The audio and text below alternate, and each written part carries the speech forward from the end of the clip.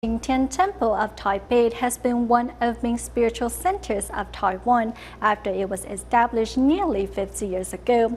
The temple is dedicated to deity Guangong and promotes the teachings of Confucianism, Taoism, and Buddhism. It has long asked its followers to not burn joss paper or bring meat offerings. And starting on Tuesday, August 26, the temple declared that incense and all types of offerings would not be allowed, asking the public to instead pray with their hearts. Here's more.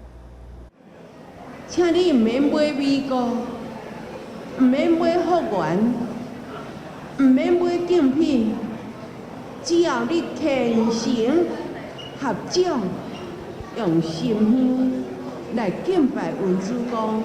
Established 46 years ago, Taipei's Xingtian Temple is now one of the main spiritual centers in Taiwan, where millions of followers gather to pray every year. The temple was among the first to stop the offerings of joss paper and meat, and starting August 26, it announced that incense and all other types of offerings will no longer be allowed. I think a sincere prayer is what's important. It's the same way in Japan.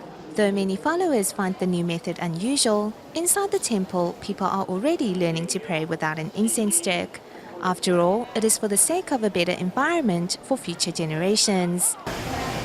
But why exactly must one hold an incense stick when praying?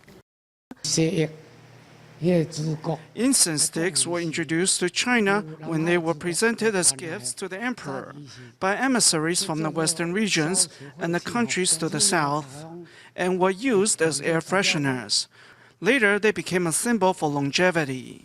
Incense sticks were introduced to China some 2,200 years ago and eventually became a medium that helped people pass on their prayers to the heavens. However, Buddhists believe a sincere heart is what is most important. It is written in the sutras that we should offer a petal of the fragrant heart, which means a sincere heart. Following the precepts is what's more important. It will keep us from doing meaningless activities. When honoring the Buddha, a simple flower or fruit can serve. Even without an offering, people only need to pray sincerely and follow the precepts to deliver their prayers. Though incense sticks smell nice and have become a necessity in Chinese religious rituals, when burned, they do pose as a threat to both the environment and our health. Burning incense sticks will cause air pollution as it will discharge fine particles and carbon monoxide into the air. Fine particles can find their way into our respiratory system and accumulate in our lungs, our alveoli specifically.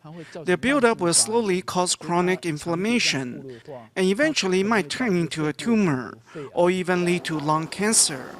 A study conducted by Academia Sinica shows that the concentration of fine particles in the air around temples was higher than in restaurants or even construction sites, and incense sticks that do not burn completely will release neurotoxins such as benzene and xylene, which can lead to leukemia and other types of cancer.